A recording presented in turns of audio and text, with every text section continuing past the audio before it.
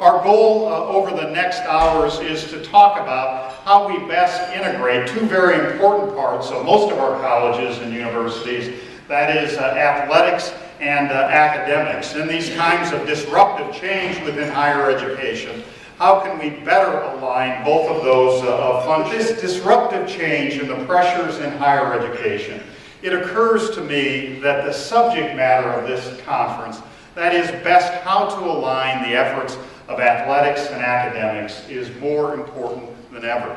Many of our colleges are under significant financial pressure, significant pressures associated with change.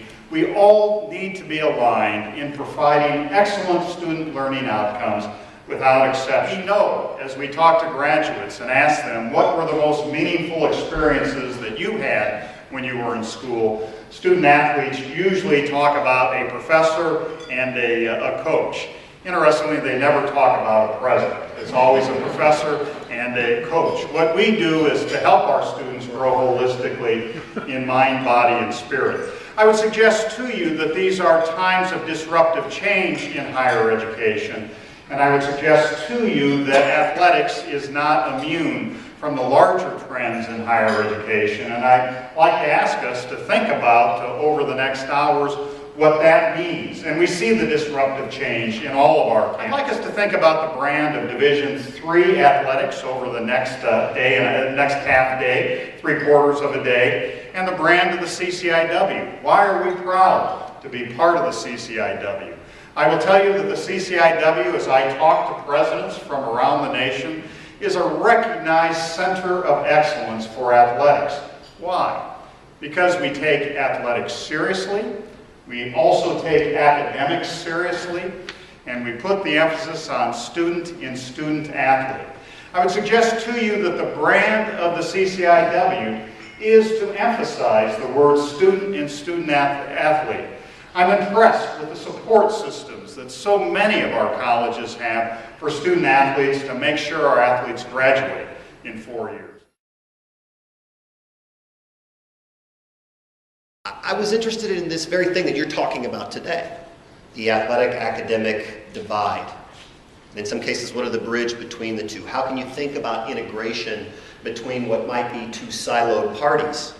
But as you are wont to do most times in your doctoral work, you often will have to go scan the literature. What are other people saying? What are they doing with this? What about this topic? And as I began to look at the topic, what struck me was how little was focused upon the academic side. When there was any issue that was brought up between the athletic and the academic, when there was a description of the tension between the athletic and the academic, what was talked about most often was the problems and the ills of athletics. This is about faculty perhaps not engaging with athletics. This is about the responsibilities, at least in my estimation, of faculty to be part of that integration of the athletic and the academic. Okay, so what's our aim today? First thing I want to talk about is the disintegration. This is the divide between academics and athletics, particularly through the eyes and the lens of the faculty members. It's a very useful lens. It's one which I've used in my own work. It's one which I will continue to work with as I engage faculty members and try to build that culture of togetherness on my own campus. I want you to understand that there are not just personalities at play here. We'll talk a little bit about the curmudgeonly faculty member who doesn't want anything to do with athletics. What do you do with that person? But I also want you to understand that there are historical and systemic impediments to faculty engagement. And having some understanding of what those historical and systemic impediments might be, this in fact again might help you to plan, to think about how to build those bridges. This may be at the heart of the issue. We have difficulties in our athletic and academic integration, many times because faculty don't know and faculty aren't engaged. This goes across divisions. So here's the most recent research, and it's coming out of the University of Michigan. Lawrence Ott and Hendricks, and this Center for Study of Higher and Post-Secondary Education. They developed a study in 2007 that tried to evaluate faculty attitudes. Now understand that this was only done with 23 FBS schools, so these are the largest R1 institutions, large athletics programs, but the survey was fairly broad in that it looked at 2,000 plus faculty members. A couple of other findings. They found that faculty were not happy with their roles in athletic governance, that somehow the faculty governance of athletics, the governance generally institutionally of athletics, faculty weren't happy with this. They liked the presidential leadership piece, but faculty wanted more say. They wanted to be more involved. Faculty should, in the best instances, have some oversight of policies affecting athletics. Let me say that again. Faculty should have involvement in creating policy, process, as it affected athletics. One of the things I want to say at the start is, why are we here?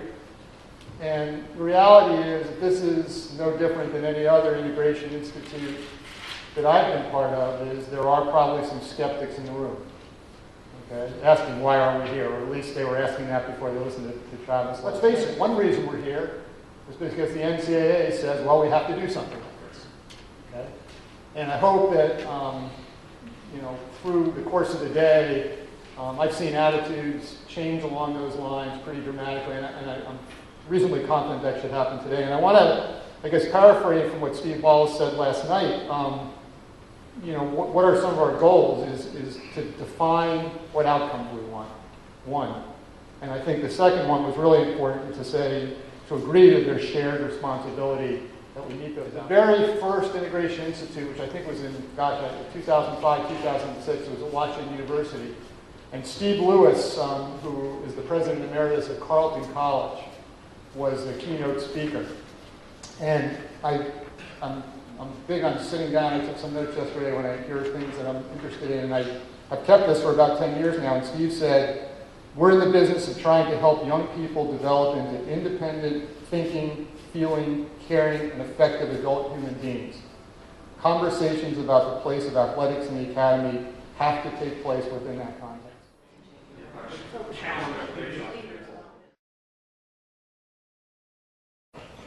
One of the things that I think gets me most excited about these events is that you get a chance to interact as a conference. So I think to some extent we are all guilty of spending a lot of time looking at the trees, and sometimes we lose sight of the forest.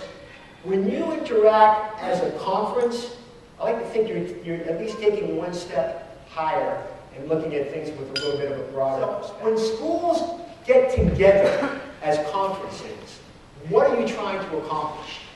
If you're just aligning, if you're just associating in order to achieve automatic qualification, I would suggest that you're missing the mark in terms of what a Division III conference should be trying to achieve. Good news is, certainly among the folks in this room, that's not, from my perspective, the CCIW. This has always been a monumental conference that shares a lot of similarities, a lot of alignment in terms of institutional profile, academic mission, and athletics philosophy.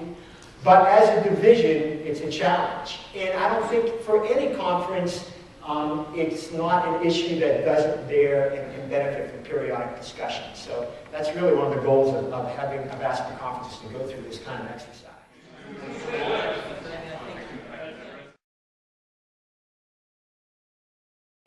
Really fascinating, actually, to hear from all the different perspectives, from the student athlete to the other faculty that were here, also from provost or vice president, the individuals who just kind of fill in different roles that we don't think about around campus, and how all of us come together to try to promote the best experience for every student at our institution, including the athletes, but then also how we can make the experience better for them, how we can make sure that they're getting the most from their academic experience and their athletic experience as well, but also tying in that third piece, all the different extra opportunities that are available on the different campuses that we run. I think that the CCIW is actually one of the best representations, because we really do, I think, and I've talked to many of my cohorts across the other campuses represented, we really do try to make sure that we're teaching the entire student, that the student is really the focus, not just, they're just just not part of an athletic team and maybe not part of the rest of the campus, but they're really a student first, and I think all of our institutions do.